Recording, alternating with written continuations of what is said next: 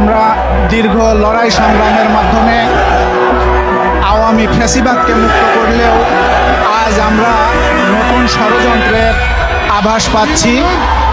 বন্ধুরা, আপনারা মনে রাখবেন, আজকের এই ক্রান্তিকাল হওয়ার কথা ছিল না।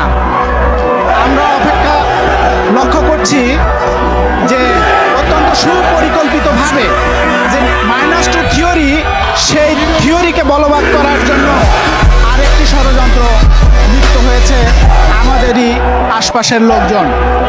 এই মর্মে আমি বলতে চাই, মরহুম মৌলানা ভাসানী একটি সমাবেশে বক্তৃতায় বলেছিলেন যে মুসলমানদের জন্য শুয়োরের গোশত খাওয়া হারাম না হালাল।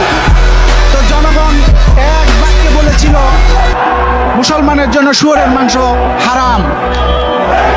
মৌলানা ভাসানী আবার প্রশ্ন করলেন যে শুয়োরের মাংস যদি মসজিদে বসে খান তাহলে কি হালাল হয়? জনতা এক বাক্যে বললেন না, হারাম হারাম হারাম। বন্ধুরা আমার, মৌলানা ভাসানী আরো আগিয়ে প্রশ্ন করলেন, শুয়োরের মাংস যদি কাবা ঘরে বসে খাওয়া হয় তাহলে কি মুসলমানের জন্য সেটা হালাল হয়? সবাই গর্জন করে বললেন না, মুসলমানের জন্য হারাম হারাম হারাম। তিনি তখন বললেন, তাহলে আমাদেরকে মনে রাখতে হবে, কোনো খারাপ মানুষ যখন ভালো কথা বলে এর পিছনে কোনো না কোনো ষড়যন্ত্র রয়েছে। আজকে আমরা বিভ্রান্ত হব না। আমরা লক্ষ্য করছি কিছু খারাপ মানুষ এরকম ভালো কথা বলছে, মানুষকে ভুলানোর মতো কথা বলছে।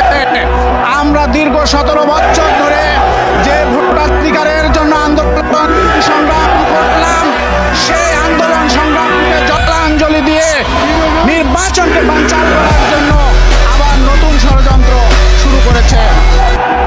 আমরা ইউনূস সরকারের কাছে অবিলম্বে বলতে চাই, অবিলম্বে একটি ইলেকশনের তারিখ ঘোষণা করা হোক এবং ইলেকশনের মাধ্যমে গণতান্ত্রিক প্রক্রিয়ায় যাত্রা শুরু হোক।